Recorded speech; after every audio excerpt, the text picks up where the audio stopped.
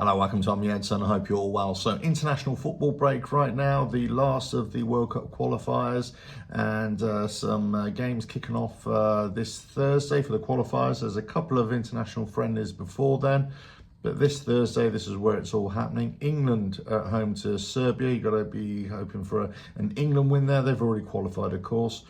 Italy away to Moldova, and Norway at home to Estonia. I'll be talking about that group in particular in a moment. Portugal away to Republic of Ireland, and France at home to Ukraine. That's on Thursday. Friday, we're looking at Germany away to Liechtenstein, Slovakia at home to Northern Ireland, Netherlands doing quite well in their group away to Poland, and again, more international friendlies taking place on Saturday. Switzerland, Sweden, that'd be quite a decent game. Scotland away to Greece.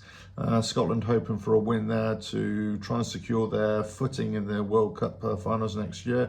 Denmark at home to Belarus. Spain away to Georgia. Turkey at home to Bulgaria. And Romania away to Bosnia-Herzegovina. Sunday, this is where more games are coming on. England away to Albania. Norway against Italy. Israel, Moldova there. Hungary at home to Republic of Ireland. France away to Azerbaijan. And then Monday we've got some other games. Netherlands at home to Lithuania. Germany at home to Slovakia. On Tuesday we've got Scotland at home to Denmark. Wales at home to North Macedonia. So some decent games, but again, a lot of the international games not that great, I've got to say. Even from an objective point of view, from a neutral's point of view. Let's just look at Italy first of all, then I'll talk about England. So Italy and Norway group, Group I. Norway have won all 6 of their games. Italy have won the last 5, but they lost their opening game. So essentially what's going to have to happen is that Norway are going to have to lose both their games or just get one draw, and then Italy have to win their last 2 games, and they have to beat Norway in the last game, which is a tall order. So it's really stacked up against Italy to top this group. In fact, they probably won't. Norway are going to top the group. They'll qualify for the World Cup. Italy will have to go into the qualifiers next March to even stand a chance of getting there. And it really depends who they're up against in the qualifiers. But if they fail to qualify, this will be the 3rd World Cup that Italy haven't qualified for in a row. This is unheard of, really, for Italy. Bit of a disaster. Although under their current manager now, Gennaro Gattuso, they definitely have come a lot better. They definitely are scoring from different positions, different players, and they're not reliant on just a weak strike force attackers, which has been the plague of Italy for the last few seasons. Whilst they won the Euros in 2021 for 2020, of course, it hasn't been great for Italy for a long period of time. So they're going to be hoping, I'm going to be hoping as a supporter of Italy to try and get a result there. But I think that Norway are going to top the group. They've looked really impressive. And Italy's going to have to go through the qualifiers or the knockout rounds next March. Now, let's go on for England, because really this is the interesting thing for me for these internationals, which I kind of always look at, but I'm never, club football has always been more for me than internationals. I would imagine that a lot of England fans will want to see England play against Serbia and away to Albania, want to go and smash them, right, and get some great results here. But I would kind of look at this slightly differently. I would look at England. So England have already qualified. Why not experiment? Why not play with the kids?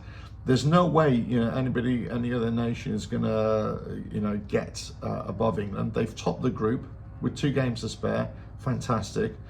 I think it's the time for Thomas Tuchel to get out there and play some other players. Let us know your thoughts there. They've got some players like Gordon and Bowen in the last few games for the clubs haven't really been playing that well, or haven't had a lot of success, I should say, especially for Bowen. I think he's been playing all right, he just hasn't had a lot of success. Gordon has lost form totally. So you've got other players in and around the squad which I think you could really experiment with and look at the strength and depth in the squad and look at those players to see whether you can really bring them on. I don't think you should be starting the likes of Kane for these games. You don't need him. You don't need to start Kane. Yeah, if you want to bring him on for 10 minutes at the end so he can rack up another cap and maybe just sneak another goal, fine. But you want to be starting with different players for me. Experiment, see what's in the squad. You've got the time here. You've got the latitude. Do it. You could say this about a lot of the other nations as well. I mean, if you look at Germany and theirs, it's very tight at the top whether they're going to be able to win. Switzerland look pretty decent in their group to top the group. Denmark and Scotland, they're neck and neck, so it's anyone's really. These next two fixtures for both nations is going to be vital to see if they can qualify as well. France look pretty decent in their group. Spain also look very decent in their group. Portugal look great in their group. So these are the nations you think are going to qualify. Holland or the Netherlands look pretty decent in their group. They're on 16. Poland are on 13 points with 2 games to go. Austria looking pretty decent in their group. They got another 2 games to go as well. But Norway, Norway looking very strong with Italy in second and playing second fiddle there. Belgium, it's not a foregone conclusion that they're going to get through. North Macedonia are beneath them, and Wales in 3rd position. But England riding high in their group as well. And Croatia, and Czech Republic. Well, Croatia are at 16 points. They've only played 6 games. They've got 2 games to go. Czech Republic, they've already played 7. So it probably is going to be a Croatia to top the group there. But for me, England are the strongest. They're definitely the strongest. They're the ones that got the points on the board, and they've given themselves that opportunity to experiment with different players, different formations, different tactics, and that's the way I would go with England if I was Thomas Tuchel. If I'm the likes of Gennaro Gattuso for Italy, you've got to just be looking at win. You cannot just experiment. It's got to be win, win, win. You've got to get lots of goals, lots of goal difference, and you've got to go up against Norway, and you've got to beat Norway convincingly. And I just don't think that's going to happen.